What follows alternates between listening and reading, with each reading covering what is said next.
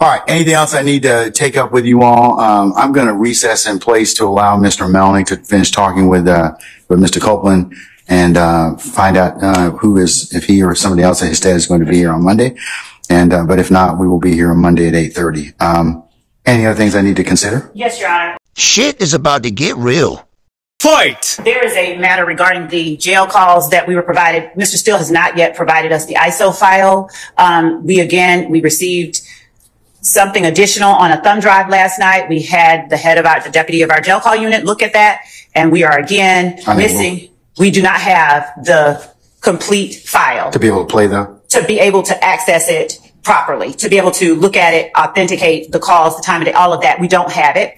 We were provided last night a thumb drive with cut and pasted file names up under headings, with some additional pieces of a file that would have had to, again, have been deconstructed from the way that the file would have been given to counsel for defendant Williams. We are asking the court to compel defense counsel to turn over to the state the file in the original condition that it was given to them, so that we may properly access and evaluate the content and the time and date and all of that, and the authenticity of those calls on that file. It has been deconstructed, and particular parts of the file have been extracted and purposefully kept out of what is given to the state. So we are asking, again, that the court compel either, you know what? And if they don't want to, then we're asking that they just be excluded.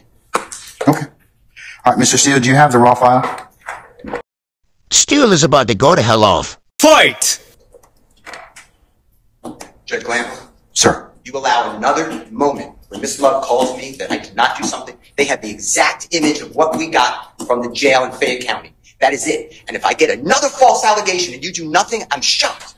I'm appalled at you. I sit here day after day with this false allegation just machine. I gave the state everything. There's been no disconstruction. There's been no purposeful, I don't care. I don't care. I give over everything. I've done this for 33 years. Never in my life have I seen a trial. I've done 300 appeals in the state of Georgia alone. I've never read a case like this. Judge, I gave them everything I had. I waited. I was at my office till 8, after 8 last night. I waited for their investigator to come by. I handed him an exact copy of thumb drive. They have everything that we got from the Fayette County Jail. There's been no deconstruction. There's been no purposeful exclusion. This is not the first time. Okay. And I apologize that I'm getting tempered, but I've never been treated like this. You talk about professionalism every week. Professionalism is lacking with one lawyer here. It has never been. I don't even like coming to court. I used to love this. I would die for what we do. I used to say, I'm dying. I would die. I couldn't choose a better profession. If I had litigated with Miss Love, I would. Your Honor, can we strike the hominem attacks? Can we strike Okay, everybody, calm down. Everybody, both of you, please be seated. Judge, I'm not both of you, please be seated. You have to do something. You have threatened me with contempt. You have threatened me with jail. If you go back in time, we can just start in voir dire. Jury after jury, you did individual voir dire painfully. Miss Love would come in and say that juror was crying. It was not true. You would say, that's not my recollection after I said it. You did nothing. We start the case. Mr. Steele. I asked you, please. Mr. Steele. How would you feel if you were being treated Mr. like Steele. this? Mr. Steele. I'd like to finish. Mr. Steele. I gave them everything on that drive, and it's continual abuse of a prosecutor of another member of the bar. I don't talk with Miss Love. And that's fine. I like that. But Judge, I'm not going to stand here anymore. I don't care. You can take my bar card. Mr. Steele, listen. But and Mr. Williams, to me, this is an innocent man. You talk about, Miss Love said there's a man in the Fulton County Jail who shouldn't be there, Mr. Copeland. Mr. Williams shouldn't be in custody. But he's been charged, and we come here for a fair trial. It's been everything but that, according to Miss Love has tried to demonize me.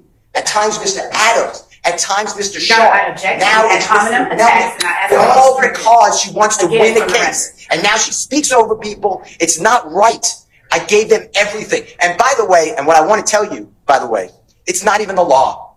If they call that gentleman on direct, I don't have to give them anything before trial. I do it because you asked me to. You said, listen, we got a big case. It's going to take a long time. Give them things. I gave this, by this way, to the state. October of 2023. October 2023, that was uploaded.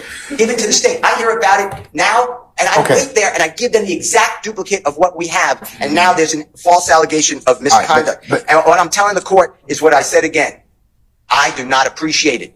And you have told it in front of the jury that I'm unprofessional. You were wrong. You based that on Miss Love's false representation. Your Honor, again, the ad hominem attacks, Your Honor. I object, and he should stop talking when I object. To try to silence me, I will not be silenced. But Mr. Steele, here's the thing, okay? I think that, Mr. Steele, please be quiet at this point in time. You made your point.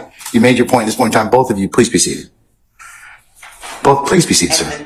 Sir, please be seated. Whatever you do is fine, but I care about Jeffrey Wood. It's sir, it's obvious. I would expect no less because you're his advocate, you're his champion. But could you all please sit down so I can kind of figure out a solution for this? All right. First, let me just kind of address the obvious. I know that tempers have been heated in this particular trial and they continue to do so. And I know that all of you are being zealous advocates and representing your clients to the best of your ability with zeal and rigor. However, I agree that, there should not be ad hominem attacks on anybody or any counsel, and that you all should think and reflect about what you say about your brothers and sisters of the bar. Cause we have a large contingent of folks that watch this trial. And so not only for the purposes of this, but it sends not the message I think you want it to send. All right. So I'm going to leave you all to your wise discretion in order to do that. But,